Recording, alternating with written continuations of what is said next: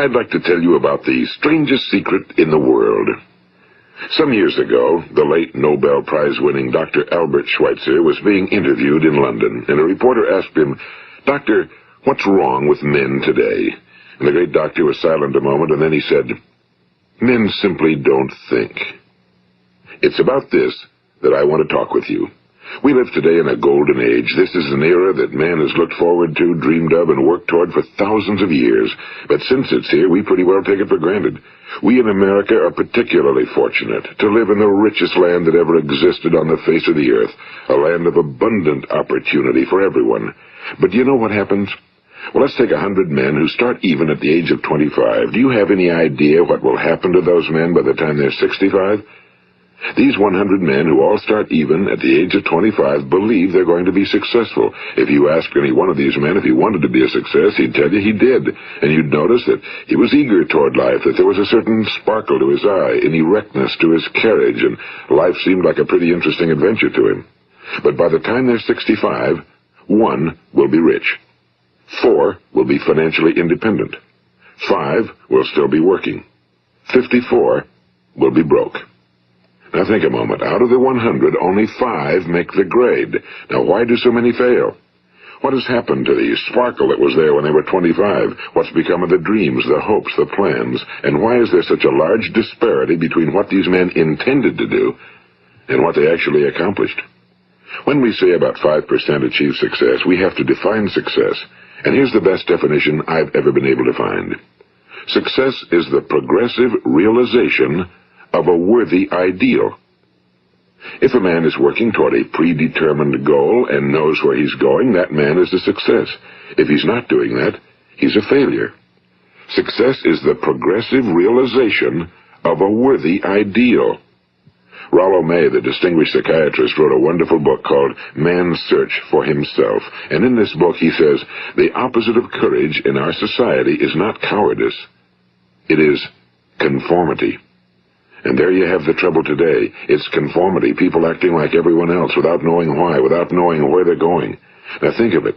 In America right now, there are over 18 million people 65 years of age and older. And most of them are broke. They're dependent on someone else for life's necessities. Now, we learn to read by the time we're 7. We learn to make a living by the time we're 25. Usually by that time, we're not only making a living, we're supporting a family. And yet, by the time we're 65, we haven't learned how to become financially independent in the richest land that has ever been known. Why? We conform. And the trouble is that we're acting like the wrong percentage group, the 95 who don't succeed. Now, why do these people conform? Well, they really don't know. These people believe that their lives are shaped by circumstances, by things that happen to them, by exterior forces. They're outer-directed people. A survey was made one time that covered a lot of men, working men, and these men were asked, "Why do you work? Why do you get up in the morning?" 19 out of 20 had no idea. If you ask them, they'll say, well, everyone goes to work in the morning, and that's the reason they do it, because everyone else is doing it. Now let's get back to our definition of success. Who succeeds? The only person who succeeds is the person who is progressively realizing a worthy ideal. He's the person who says, I'm going to become this, and then begins to work toward that goal. I'll tell you who the successful people are. A success is the school teacher who's teaching school because that's what he or she wants to do. The success is the woman who's a wife and mother because she wanted to become a wife and mother and is doing a good job of it. The success is the man who runs the corner gas station because that was his dream. That's what he wanted to do. The success is the successful salesman who wants to become a top-notch salesman and grow and build with his organization. A success is anyone who is doing deliberately a predetermined job because that's what he decided to do deliberately. But only 1 out of 20 does that. That's why today there isn't really any competition unless we make it for ourselves. Instead of competing, all we have to do is create. You know, for 20 years, I looked for the key which would determine what would happen to a human being. Was there a key I wanted to know which would make the future a promise that we could foretell to a large extent? Was there a key that would guarantee a person's becoming successful if he only knew about it and knew how to use it? Well, there is such a key, and I've found it. Have you ever wondered why so many men work so hard and honestly without ever achieving anything in particular, and others don't seem to work hard and yet seem to get everything? They seem to have the magic touch. You've heard them say that about someone. Everything he touches turns to gold. And have you ever noticed that a man who becomes successful tends to continue to become successful? And on the other hand, have you noticed how a man who's a failure tends to continue to fail? Well, it's because of goals. Some of us have goals, some don't. People with goals succeed because they know where they're going. It's that simple. Think of a ship leaving a harbor, and think of it with the complete voyage mapped out and planned. The captain and crew know exactly where it's going and how long it'll take. It has a definite goal. Now, 9,999 times out of 10,000, it will get to where it started out to get. Now let's take another ship, just like the first, only let's not put a crew on it or a captain at the helm. Let's give it no aiming point, no goal, no destination. We just start the engines and let it go. I think you'll agree with me that if it gets out of the harbor at all, it will either sink or wind up on some deserted beach, a derelict. It can't go anyplace because it has no destination and no guidance, and it's the same with a human being. Take the salesman, for example. There's no other person in the world today with the future of a good salesman. Selling is the world's highest paid profession, if we're good at it and if we know where we're going. Every company needs top-notch salesmen, and they reward those men. The sky's the limit for them. But how many can you find?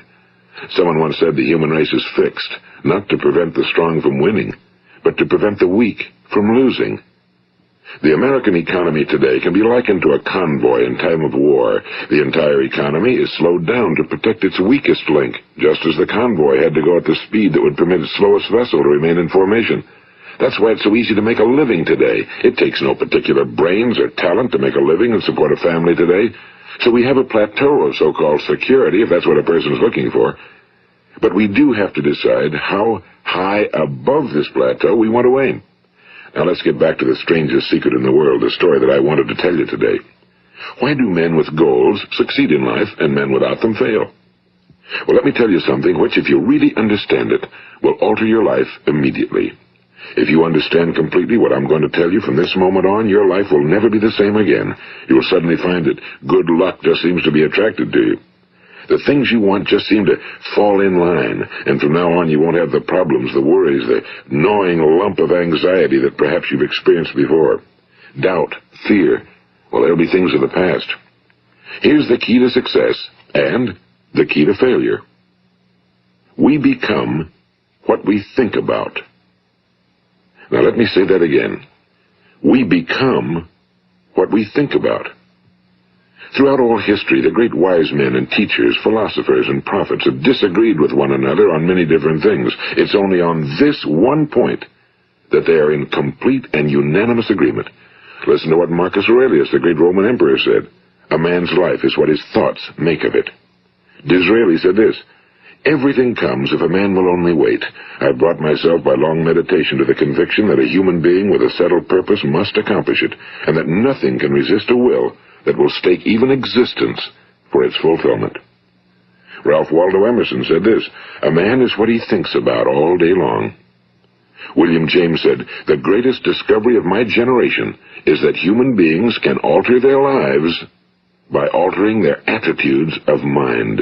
And he also said, we need only in cold blood act as if the thing in question were real, and it will become infallibly real by growing into such a connection with our life that it will become real.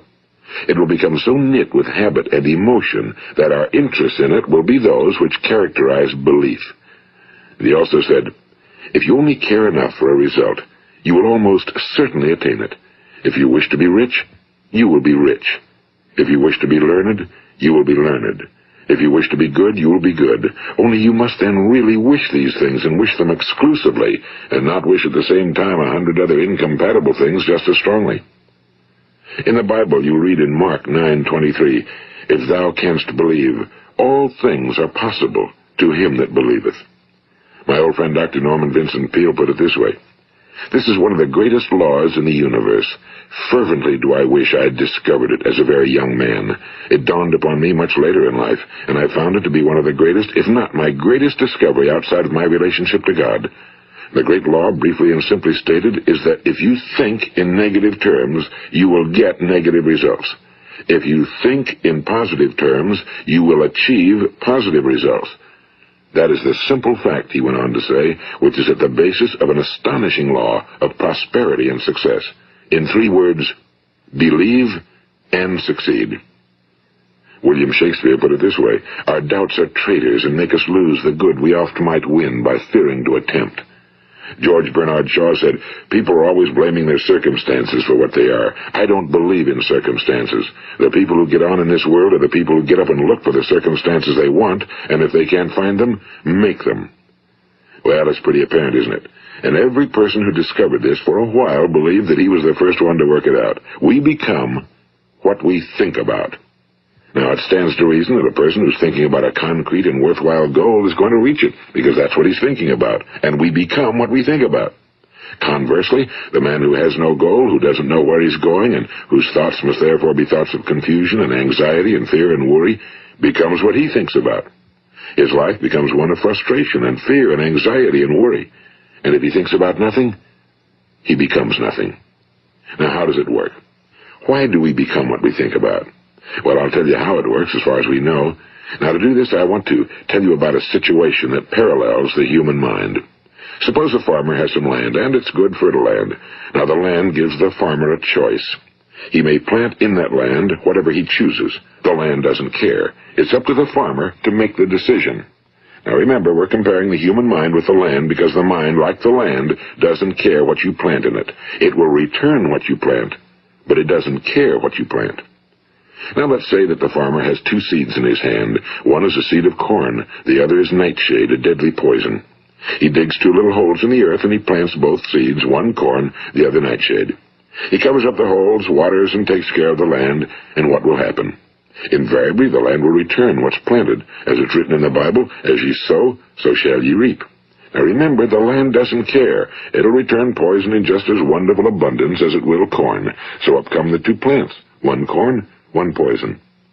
Now, the human mind is far more fertile, far more incredible and mysterious than the land, but it works the same way. It doesn't care what we plant. Success, failure. A concrete, worthwhile goal, or confusion. Misunderstanding, fear, anxiety, and so on. But what we plant, it must return to us. You see, the human mind is the last great unexplored continent on Earth. It contains riches beyond our wildest dreams. It will return anything we want to plant. Now, you might say, well, if that's true, why don't people use their minds more? Well, I think they figured out an answer to that one, too. Our mind comes as standard equipment at birth. It's free, and things that are given to us for nothing we place little value on. Things that we pay money for, we value. The paradox is that exactly the reverse is true. Everything that's really worthwhile in life came to us free. Our minds, our souls, our bodies, our hopes, our dreams, our ambitions, our intelligence, our love of family and children and friends and country, all these priceless possessions are free. But the things that cost us money are actually very cheap and can be replaced at any time.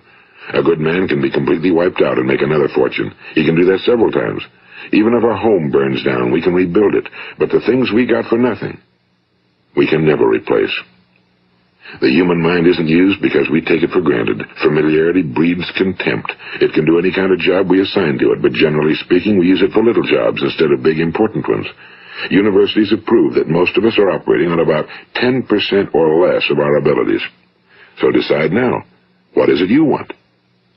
Plant your goal in your mind. It's the most important decision you'll ever make in your entire life. What is it you want? Do you want to be an outstanding salesman? A better worker at your particular job? Do you want to go places in your company? In your community? Do you want to get rich? All you've got to do is plant that seed in your mind, care for it, work steadily toward your goal, and it will become a reality. It not only will, there's no way that it cannot. You see, that's a law, like the laws of Sir Isaac Newton, the laws of gravity. If you get on top of a building and jump off, you'll always go down. You'll never go up, and it's the same with all the other laws of nature. They always work. They're inflexible. Think about your goal in a relaxed, positive way. Picture yourself in your mind's eye as having already achieved this goal. See yourself doing the things you will be doing when you've reached your goal. Ours has been called the phenobarbital age, the age of ulcers and nervous breakdowns and tranquilizers. At a time when medical research has raised us to a new plateau of good health and longevity, far too many of us worry ourselves into an early grave trying to cope with things in our own little personal ways without learning a few great laws that will take care of everything for us. These things we bring on ourselves through our habitual way of thinking. Every one of us is the sum total of his own thoughts. He is where he is because that's exactly where he really wants to be, whether he'll admit that or not. Each of us must live off the fruit of his thoughts in the future, because what you think today and tomorrow, next month and next year, will mold your life and determine your future. You're guided by your mind. I remember one time I was driving through eastern Arizona, and I saw one of those giant earth-moving machines roaring along the road at about 35 miles an hour with what looked like 30 tons of dirt in it. A tremendous, incredible machine, and there was a little man perched way up on top with the wheel in his hands guiding it. And as I drove along, I was struck by the similarity of that machine to the human mind. Just suppose you're sitting at the controls of such a vast source of energy. Are you going to sit back and fold your arms and let it run itself into a ditch? Or are you going to keep both hands firmly on the wheel and control and direct this power to a specific, worthwhile purpose? It's up to you. You're in the driver's seat. You see, the very law that gives us success is a two-edged sword. We must control our thinking. The same rule that can lead a man to a life of success, wealth, happiness, and all the things he ever dreamed of for himself and his family. That very same law can lead him into the gutter. It's all in how he uses it, for good or for bad. This is the strangest secret in the world. Now, why do I say it's strange, and why do I call it a secret? Actually, it isn't a secret at all. It was first promulgated by some of the earliest wise men, and it appears again and again throughout the Bible, but very few people have learned it, understand it. That's why it's strange, and why for some equally strange reason it virtually remains a secret. I believe that you could go out and walk down the main street of your town and ask one man after another what the secret of success is, and you probably wouldn't run into one man in a month who could tell you. Now, this information is enormously valuable to us if we really understand it and apply it. It's valuable to us not only for our own lives, but the lives of those around us, our families, employees, associates, and friends. Life should be an exciting adventure. It should never be a bore. A man should live fully, be alive. He should be glad to get out of bed in the morning. He should be doing a job he likes to do because he does it well. One time I heard Grove Patterson, the great late editor-in-chief of the Toledo Daily Blade, make a speech, and as he concluded his speech, he said something I've never forgotten. He said, "My years in the newspaper business have convinced me of several things. Among them, that people are basically good, and that we came from someplace, and we're going someplace. So we should make our time here an exciting adventure. The architect of the universe didn't build a stairway leading nowhere." And the greatest teacher of all, the carpenter from the plains of Galilee, gave us the secret time and time again. As ye believe, so shall it be done unto you. I've explained the strangest secret in the world and how it works. Now, on this side, I want to explain how you can prove to yourself the enormous returns possible in your own life by putting this secret to a practical test. I want you to make a test that will last 30 days. It isn't going to be easy, but if you'll give it a good try, it will completely change your life for the better. Now, back in the 17th century, Sir Isaac Newton, the English mathematician and natural philosopher, gave us some natural laws of physics which apply as much to human beings as they do to the movement of bodies in the universe. And one of these laws is that for every action, there is an equal and opposite reaction. Simply stated, as it applies to you and me, it means we can achieve nothing without paying the price. The results of your 30-day experiment will be in direct proportion to the effort you put forth. To be a doctor, you must pay the price of long years of difficult study. To be successful in selling, and remember that each of us succeeds to the extent of his ability to sell. Selling our families on our ideas, selling education in schools, selling our children on the advantages of living the good and honest life, selling our associates and employees on the importance of being exceptional people. To, of course, the profession of selling itself. But to be successful in selling our way to the good life, we must be willing to pay the price. Now, what is that price? Well, it's many things. First, it's understanding emotionally, as well as intellectually, that we literally become what we think about, that we must control our thoughts if we're to control our lives. It's understanding fully that as ye sow, so shall ye reap. Second, it's cutting away all fetters from the mind and permitting it to soar as it was divinely designed to do. It's the realization that your limitations are self-imposed and that the opportunities for you today are enormous beyond belief. It's rising above narrow-minded pettiness and prejudice. And third, it's using all your courage to force yourself to think positively on your own problem, to set a definite and clearly defined goal for yourself, to let your marvelous mind think about your goal from all possible angles, to let your imagination speculate freely upon many different possible solutions, to refuse to believe that there are any circumstances sufficiently strong to defeat you in the accomplishment of your purpose, to act promptly and decisively when your course is clear, and to keep constantly aware of the fact that you are, at this moment, standing in the middle of your own acres of diamonds, as Russell Conwell used to point out. And fourth, save at least 10% of every dollar you earn. It's also remembering that no matter what your present job, it has enormous possibilities if you're willing to pay the price. Now let's just go over the important points in the price each of us must pay to achieve the wonderful life that can be ours. It is, of course, worth any price. 1. You will become what you think about. 2. Remember the word imagination and let your mind begin to soar. 3. Courage. Concentrate on your goal every day. 4. Save 10% of what you earn. And 5. Action. Ideas are worthless unless we act on them. Now, I'll try to outline the 30-day test I want you to make. Keep in mind that you have nothing to lose by making this test and everything you could possibly want to gain.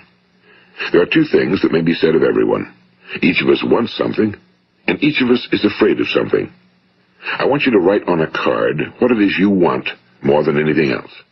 It may be more money. Perhaps you'd like to double your income or make a specific amount of money. It may be a beautiful home. It may be success at your job. It may be a particular position in life. It could be a more harmonious family. Each of us wants something.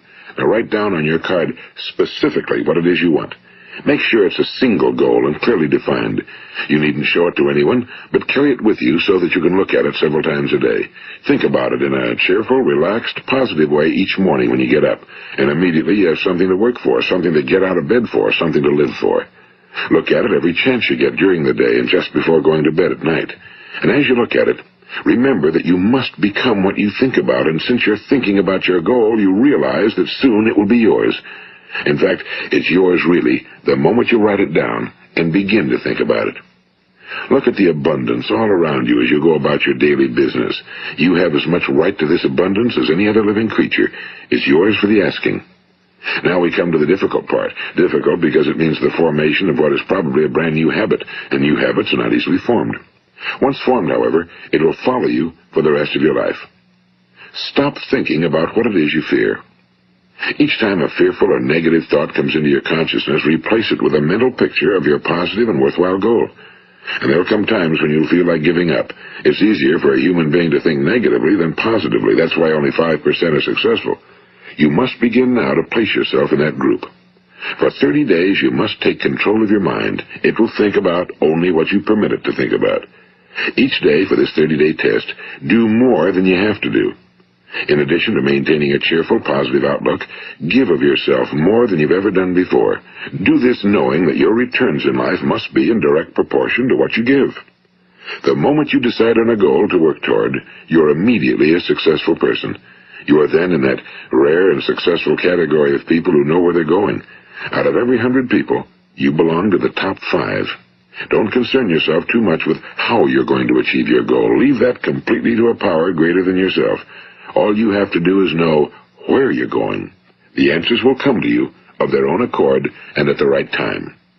Remember these words from the Sermon on the Mount, and remember them well. Keep them constantly before you this month of your test. Ask, and it shall be given you. Seek, and ye shall find. Knock, and it shall be opened unto you. For every one that asketh receiveth, and he that seeketh findeth, and to him that knocketh it shall be opened. It's as marvelous and as simple as that. In fact, it's so simple that in our seemingly complicated world, it's difficult for an adult to understand that all he needs is a purpose and faith. For 30 days, Do your very best. If you're a salesman, go at it as you've never done before, not in a hectic fashion, but with the calm, cheerful assurance that time well spent will give you the abundance in return you deserve and want. If you're a homemaker, devote your 30-day test to completely giving of yourself without thinking about receiving anything in return, and you'll be amazed at the difference it makes in your life. No matter what your job, do it as you've never done it before for 30 days. And if you've kept your goal before you every day, you'll wonder and marvel at this new life you've found. Dorothea Brand, the outstanding editor and writer, discovered it for herself and tells about it in her fine book, Wake Up and Live. Her entire philosophy is reduced to the words, act as though it were impossible to fail. She made her own test with sincerity and faith, and her entire life was changed to one of overwhelming success. Now, you make your test for 30 full days. Don't start your test until you've made up your mind to stick with it. You see, by being persistent, you're demonstrating faith. Persistence is simply another word for faith. If you didn't have faith, you'd never persist. If you should fail during your first 30 days, by that I mean suddenly find yourself overwhelmed by negative thoughts, you've got to start over again from that point and go 30 more days. Gradually, your new habit will form until you find yourself one of that wonderful minority to whom virtually nothing is impossible. And don't forget the card. It's vitally important as you begin this new way of living. On one side of the card, write your goal, whatever it may be. On the other side, write the words we've quoted from the Sermon on the Mount. Ask, and it shall be given you. Seek, and ye shall find. Knock, and it shall be opened unto you. Nothing great was ever accomplished without inspiration. See that during these crucial first 30 days, your own inspiration is kept at a peak. And above all, don't worry. Worry brings fear, and fear is crippling. The only thing that can cause you to worry during your test is trying to do it all yourself. Know that all you have to do is hold your goal before you. Everything else will take care of itself. Remember also to keep calm and cheerful. Don't let petty things annoy you and get you off course. Now, since making this test is difficult, some will say, why should I bother? Well, look at the alternative. No one wants to be a failure. No one really wants to be a mediocre individual. No one wants a life constantly filled with worry and fear and frustration. Therefore, remember that you must reap that which you sow. If you sow negative thoughts, your life will be filled with negative things. If you sow positive thoughts, your life will be cheerful, successful, and positive. Now, gradually, you will have a tendency to forget what you've heard on this recording. Play it often. Keep reminding yourself of what you must do to form this new habit. Gather your whole family around at regular intervals and listen to what's been said here. You know, most men will tell you that they want to make money without understanding the law. The only people who make money work in a mint. The rest of us must earn money. This is what causes those who keep looking for something for nothing or a free ride to fail in life. The only way to earn money is by providing people with services or products which are needed and useful. We exchange our time and our product or service for the other man's money. Therefore, the law is that our financial return will be in direct proportion to our service. Now, success is not the result of making money. Making money is the result of success, and success is in direct proportion to our service. Most people have this law backwards. They believe that you're successful if you earn a lot of money. The truth is that you can only earn money after you're successful. It's like the story of the man who sat in front of the stove and said to it, "Give me heat, and then I'll add the wood." How many men and women do you know, or do you suppose there are today, who take the same attitude toward life? There are millions. We've got to put the fuel in before we can expect heat. Likewise, we've got to be of service first before we can expect money. Don't concern yourself with the money. Be of service, build, work, dream, create. Do this, and you'll find there's no limit to the prosperity and abundance that will come to you. Prosperity, you know, is founded upon a law of mutual exchange. Any person who contributes to prosperity must prosper in turn himself. Sometimes the return will not come from those you serve, but it must come to you from someplace, because that's the law. For every action, there is an equal and opposite reaction. As you go daily through your 30-day test period, remember that your success will always be measured by the quality and quantity of service you render, and money is a yardstick for measuring this service. No man can get rich himself unless he enriches others. Now, there are no exceptions to a law. You can drive down any street in America and from your car estimate the service that's being rendered by the people living on that street. Had you ever thought of this yardstick before? It's interesting. Some, like ministers and priests and other devoted people, measure their returns in the realm of the spiritual, but again, their returns are equal to their service. Once this law is fully understood, any thinking person can tell his own fortune. If he wants more, he must be of more service to those from whom he receives his return. If he wants less, he has only to reduce his service. This is the price you must pay for what you want. If you believe you can enrich yourself by deluding others, you can end only by deluding yourself. It may take some time, but just as surely as you breathe, you'll get back what you put out. Don't ever make the mistake of thinking you can avert this. It's impossible. The prisons and the streets where the lonely walk are filled with people who tried to make new laws just for themselves. We may avoid the laws of man for a while, but there are greater laws that cannot be broken. An outstanding medical doctor recently pointed out 6 steps that will help you realize success. 1. Set yourself a definite goal. 2. Quit running yourself down. 3. Stop thinking of all the reasons why you cannot be successful and instead think of all the reasons why you can. 4. Trace your attitudes back through your childhood and try to discover where you first got the idea you couldn't be successful, if that's the way you've been thinking. 5. Change the image you have of yourself by writing out a description of the person you would like to be. And 6. Act the part of the successful person you have decided to become. The doctor who wrote those words is a noted West Coast psychiatrist, Dr. David Harold Fink. Do what the experts since the dawn of recorded history have told you you must do. Pay the price by becoming the person you want to become. It's not nearly as difficult as living unsuccessfully. Make your 30-day test, then repeat it again, and each time it will become more a part of you until you'll wonder how you could ever have lived any other way. Live this new way and the floodgates of abundance will open and pour over you more riches than you may have dreamed existed. Money? Yes, lots of it. But what's more important, you'll have peace. You'll be in that wonderful minority who lead calm, cheerful, successful lives. Start today. You have nothing to lose, but you have a whole life to win. This is Earl Nightingale, and thank you.